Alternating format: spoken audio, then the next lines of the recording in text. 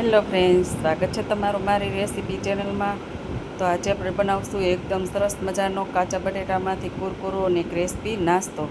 તો અત્યારે જો 2 બટેટા લીધા છે, તેને છાલ ઉતારી અને આવી રીતે લઈ લીધા છે. તમે બાફેલા બટેટા પણ લઈ શકો, પણ જો કાચા બટેટામાંથી કરો ને તો સમય તમારે ઓછો લાગે. એટલે છાલ ઉતારી આવી રીતના બારીક એવા કટકા કરી લેવાના બંને બટેટાના, અને એક બાઉલ લઈ લેવાનું. હવે તેની અંદર 1 ચમચી જેટલું થોડુંક મીઠું ઉમેરી અને 1.5 કપ જેટલું પાણી ઉમેરવાનું છે. વધારે પાણી નથી ઉમેરવાનું, જેટલું આ બટેટા બુડે એટલું જ પાણી ઉમેરવાનું, અને 10 જ મિનિટ જેટલું તમારે બોઇલ થવા દેવાનું છે. હવે સ્વાદ મુજબ મીઠું ઉમેરી દીધું અને 10 મિનિટ જેવું તમારે ઢાંકી અને બોઇલ થવા દેવાના છે. હવે જો તમે બટેટા કુકરમાં પ્રેશરમાં સીટી કરીને બાફશો તો તમારે વાર પણ લાગશે અને એકદમ ચીકણા પણ થઈ જશે.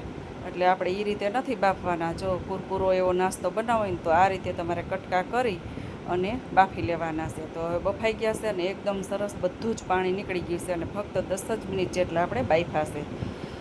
હવે એક બાઉલની અંદર લઈ અને મેસરના મદદથી આવી રીતે મેશ કરી લેવાના છે. એટલે એકદમ જો ચીકણા નહીં થાય, નરમ નહીં પડે બટેટા, અને એકદમ સરસનો એનો માવો છે એ સેજ કઠણ માવો રહે. તો તમારે જે નાસ્તો બનાવો છે એ નાસ્તો બનાવવામાં ઇઝી રહે. અને તેની અંદર આપણે એક ચીજ છેલ્લે ઉમેરવાના છે. ઠેઠ લગી વિડીયો તમે જોતા રહેજો, વચ્ચેથી સ્કીમ ન કરતા, નહીંતર ખબર નહીં પડે. હવે તેની અંદર આપણે 1 વાટકો ભરી અને લીલા ધાણા અને 1 ચમચી જેટલા કાળા મરીનો પાવડર ઉમેરીશું, અને સ્વાદ મુજબ આપણે મીઠું ઉમેરીશું, અને સાથે સાથે આદુ, લસણ અને મરચાંની પેસ્ટ ઉમેરશું. એ આપણે 1 જ ચમચી ઉમેરશું. હવે આને આ બધું જેવું સારું એવું મિક્સ કરી દેવાનું છે.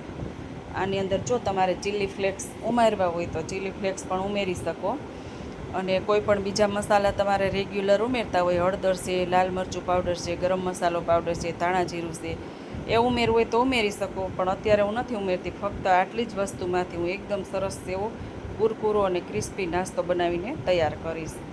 તો હવે આની અંદર આપણે જે મેઇન ઇન્ગ્રીડિયન્ટ્સ છે એ છે કોર્નફ્લોર.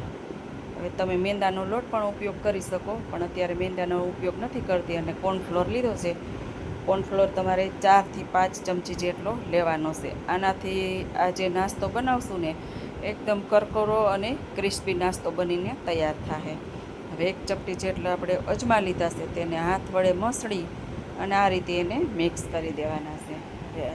કોર્નફ્લોર અને બટેટાને બંનેને મિક્સ કરી દેવાનું. જો તમે વિડીયોમાં નવા હોય તો લાઇક, શેર, સબસ્ક્રાઈબ કરી દેજો. પાસે આપેલું બેલ આઇકન જરૂરથી પ્રેસ કરજો, જેથી કરીને અવનવી રેસીપીની નોટિફિકેશન તમને પહેલાં મળે. તો હવે આપણે આ લોટ એકદમ સરસ મજાનો બંધાઈ અને તૈયાર થઈ ગયો છે. જો તમે પ્રેશર કુકરમાં બટેટા બાફશો ને તો તમારો આવો કઠણ નહીં બને લોટ, અને એકદમ ચીકણો અને નરમ થાય.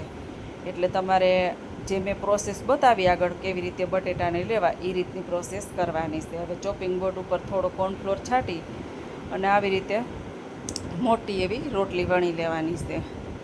બહુ જાડી નહીં ને બહુ પાતળી નહીં, માપે થિકનેસ આવે એટલી તમારે વાપરવાની છે. હવે આ રીતે સાઈડમાંથી કટ કરી અને આપણે એક ચોરસ ચોકઠું બનાવી લઈશું. સાઈડની કિનારી હટાવી દેવાની, અને એમાંથીની પાછી આપણે બનીને તૈયાર થઈ જાય. આ તો વેસ્ટ ન જ જાય, એટલે એનો પાછો આપણે એક પેડા જેવું બનાવી લેવાનું, અને આ રીતે તમારે કટરની મદદથી કટ કરી લેવાનું. જો કટર ન હોય તો ચપ્પુના મદદથી પણ કટ કરી શકાય. આવી રીતે ચોરસ પીસમાં કટ કરી લીધી છે, અને જો આટલી એની થિકનેસ જાડી છે. હવે આપણે આ રીતે બધી જેવી કટ કરી લઈ અને સાઈડમાં તેલ ગરમ થવા મૂકી દીધું છે.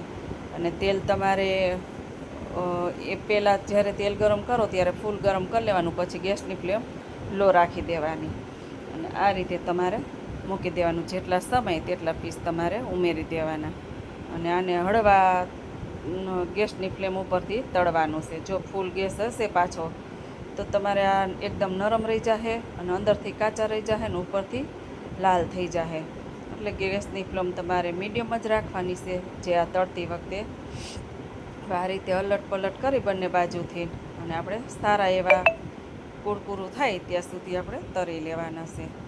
તો જો આ રીતની તરાઈ જવી જોઈએ. અને આ નાસ્તો બનાવવો ખૂબ ઇઝી છે, અને બાળકોને ભાવશે પણ ખૂબ જ.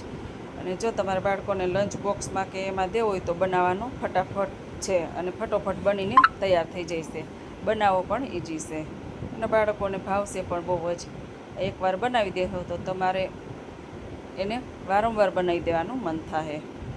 તો આ રીતે આપણો નાસ્તો બનીને તૈયાર થઈ ગયો છે. આને ચટણી કે સોસ સાથે સર્વ કરી શકાય. જય શ્રી કૃષ્ણ.